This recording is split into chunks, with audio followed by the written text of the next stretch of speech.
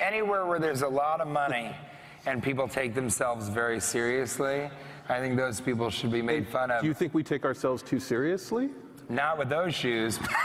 I'm kidding, they're laceless, but I was wondering about that. Because if you guys can code in Java, can't you tie laces? Okay, so what are you going to do with the $10 billion that you get in the IPO? Or let's say this, if you can't speak specifically, let's say hypothetically you were going to get a $10 billion windfall soon. What kinds of things would you want to spend that $10 billion on? I think that what we have talked with our investors about is that we intend to be good stewards of capital. We've been good stewards of capital to date. How do you remain authentic but also be journalistic?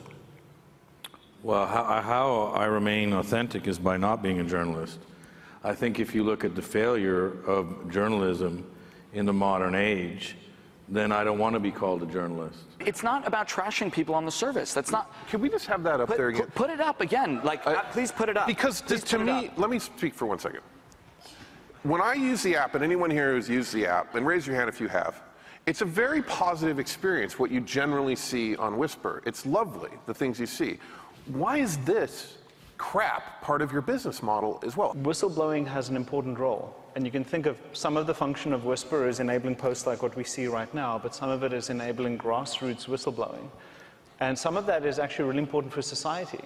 And when you're on the board of a public company, for example, it's mandatory for the company to have a whistleblowing hotline to enable employees to complain about harassment or malfeasance in the company, or for customers to be able to voice complaints in a way that is safe. So when I heard that we were going to have another rich tech dude from Stanford tell us how to live our lives, I was really excited because I realized here at Disrupt, we've never had that happen before. Right. Why are there no women in VC? Like, why are there no women partners at any of your firms? Yeah, it's a problem. I think it's a real problem. You know, it's something we've talked about a lot. We continue to talk about it. You know, we think it's a complicated issue because it's so blatantly obvious. Girl Boss is about being the boss of your own life and not necessarily listening to the world or what the world tells you have to have or the resources you need to be an entrepreneur or to run a business. You don't have to have the pedigreed education. I dropped out of community college, you know, and if you're confident in yourself, other people will believe in you as well. I do think, unlike other stages of investing, there is a monopoly in the accelerator space. Yeah, so you consider yourself a monopoly. That's exactly what you just said.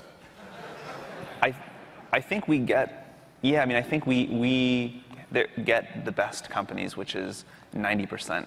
2020, in whatever number of years from now, tell me the top 3 or 4 internet companies in terms of market cap. Google, Facebook, and one that we've never heard of. Okay, why is Apple gone? Because I think they're just too rooted to the hardware, and I think that hardware is increasingly becoming more commodity, and they don't have anything in the cloud to speak of, and the stuff they have in the cloud I think is largely not good. I think Google Glass is super cool. I think it's neat. I don't know how cool you look with it on. I think it has a little bit of that Segway factor to it, which is a challenge. But if you're wearing Google Glass, I'm sure you look pretty good. Congratulations, Face Segway guys. When we raised our seed rounds, our 5-year number, we ended up hitting 7 months after launching the business. So it might have been around that time that the investors were saying, girls, you got something on your hands, push this harder. But we preferred to do it, as Katya said, on the strength of our own financial business model and not raise the money until it was on our own terms. And if you think about it, I mean, conservative is a completely subjective viewpoint, right? Within a year and a half of operating, we were looking at acquiring a company, moving into 3 new markets. We launched a new vertical. We have over 200 employees today in the US, another over 50 in Europe. We have collaborated with all sorts of massive brands. We're working and investing in brands today.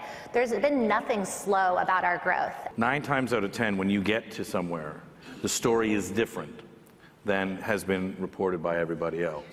So that's what we do. We go in and we report the story that's not being told. You said the sharing economy could become larger than the ownership economy.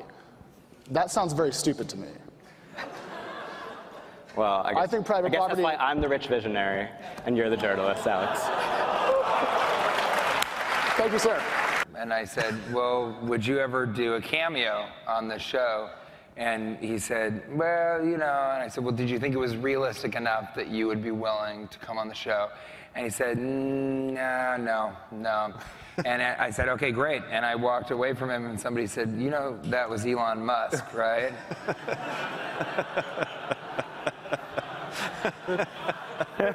And I literally was like, and who is that? And of course, knowing I'm from Los Angeles, or live there, somebody was like, he invented the Tesla. And I was like, oh, and what is that?